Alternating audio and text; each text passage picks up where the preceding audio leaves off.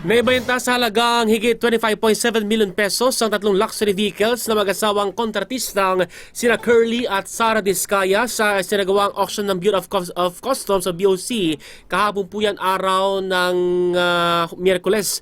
Kabilang sa mga nasubasta ang isang Bentley Bentayga 2022 na inibenta sa halagang 12.17 million pesos, isang Lincoln Navigator 2024 na nabili sa halagang 6.95 million pesos at isang Cadillac na Escalade partner. Ito yung gusto ko, partner, Cadillac eh. Akala ko Grabe oh, niloloko. 6.62 million pesos, partner. Grabe, Hindi ang pa to mahal, brand new, ha? Naku.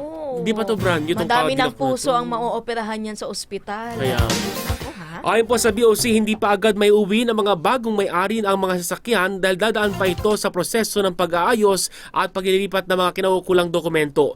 Patuloy naman pong sinasagawa ng ahensya mga ganitong auction bilang bahagi ng kanilang tungkulin sa pamamahala ng mga nasamsam na ari-arian.